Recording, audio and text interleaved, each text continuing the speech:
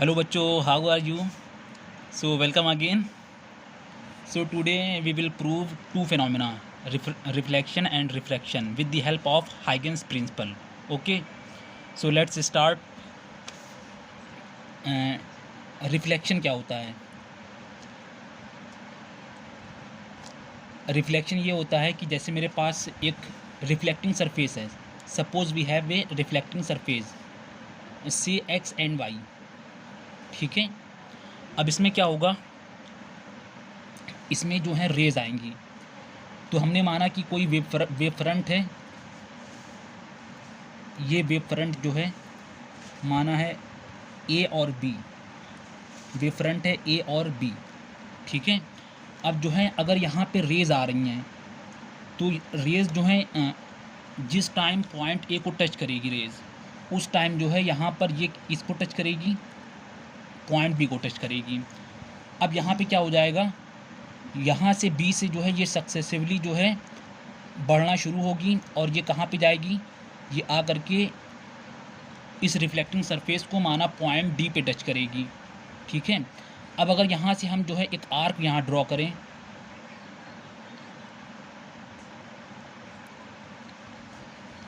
और यहाँ से भी क्या करें, इस तरफ से यहाँ से मान लें, तो यहाँ से अगर हम देखें, यहाँ से हम कहीं भी आर्क ड्रॉ कर सकते हैं.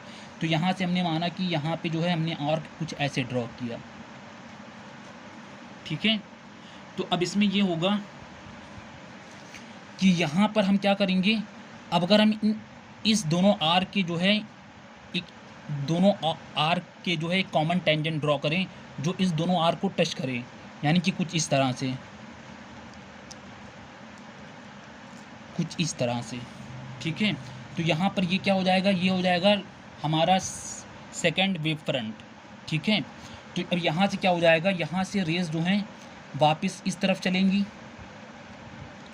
और इस तरफ से जो रेज हैं वो इस तरफ चलेगी, ऐसे कुछ. ठीक है. अब इसको मानते हैं, इसका नाम क्या है, इसका नाम है सी. अब यहाँ पर हमको ये देखना है कि ये हमारी इंसिडेंट रेज है, और यहाँ पर अगर हम एक नॉर्मल ड्रॉ करें, ठीक है, तो नॉर्मल और इंसिडेंट की रे की बीच में जो एंगल बनेगा वो एंगल ऑफ इंसिडेंस बनेगा. अब यहाँ पे रेज और वेव फ्रंट क्या होते हैं, एक दूसरे के परपेंडिकुलर. हमारा जो ए बी है वो क्या है, वेव फ्रंट है, और जो हमारा ये है, ये वाली जो रेज है वो क्या है, इंसिडेंट रेज है. तो दोनों के बीच में एंगल कितना होगा, 90 डिग्री. अब ये जब ये एंगल आई है तो बचा हुआ एंगल ये कितना हो जाएगा, 90 माइनस आई. कॉमन सी बात है. ठीक है. अब यहाँ पर हमको ये देखना है कि ये नॉर्मल और इस रिफ्लेक्टिंग सरफेस के बीच में जो एंगल है वो 90 डिग्री है. जब ये 90 डिग्री है और ये 90 माइनस आई है, तो ये वाला कितने का एंगल हो जाएगा, ये हो जाएगा मेरा सिंपली आई. ठीक है. अब उसके बाद हमको क्या देखना है, अब इसमें यहाँ पर देख रहे हैं ये क्या है, ये रिफ्लेक्टेड रेज है. अब यहाँ पर भी हम क्या करेंगे, एक नॉर्मल ड्रॉ करेंगे. ठीक है. अब जो यहाँ पर हो जाएगा रिफ्लेक्टिंग, यानी कि ये रिफ्लेक्टेड रेज और जो वेव फ्रंट है ये दोनों क्या होंगे, एक दूसरे के परपेंडिकुलर होंगे. अब यहाँ पर ये एंगल क्या होगा, आर होगा. तो ये कितना हो जाएगा, 90 माइनस आर. अब जब ये 90 माइनस आर है तो ये बचा हुआ कितना हो जाएगा, आर हो जाएगा सिंपली. ठीक है. ये हो जाएगा. अब यहाँ पर हमको देखना है,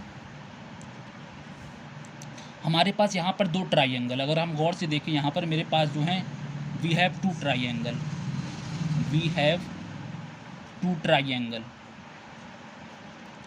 कौन कौन से ट्राइंगल हैं, दो ट्राइंगल है. कौन कौन से, एक है ए बी और डी. तो ट्राइंगल ए बी डी. और दूसरा कौन सा है, ट्राइंगल ए सी डी. ठीक है. उसको हम बनाते हैं सेपरेटली, अलग अलग इसको जो है बना लेते हैं. तो यहाँ पे क्या हो जाएगा, ये मेरा है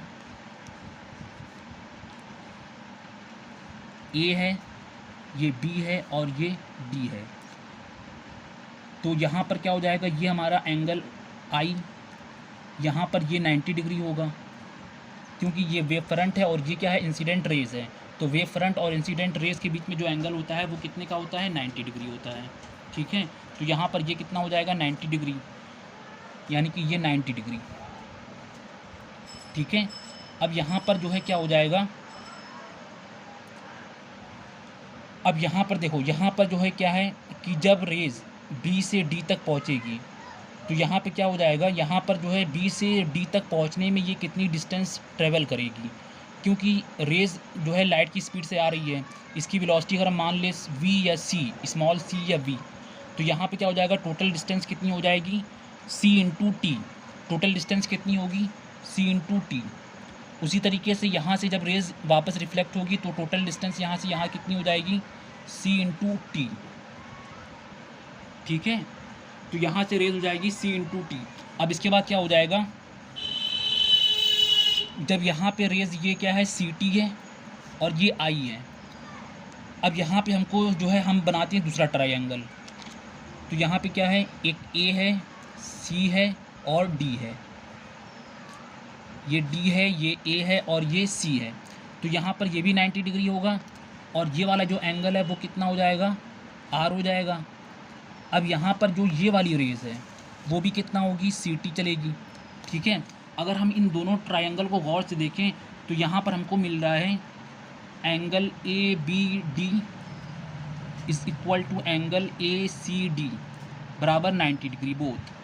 ठीक है, और यहाँ पे जो साइड कौन कौन सी, साइड बी डी बराबर ए सी, ये क्या है, इक्वल है।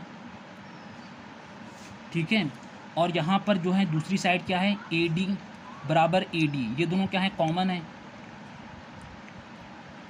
तो हम कह सकती हैं,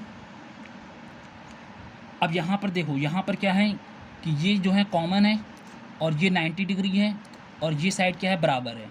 तो यहाँ पर हम कह सकते हैं आर एच एस से, तो by R H S both triangles are similar, both triangle are similar.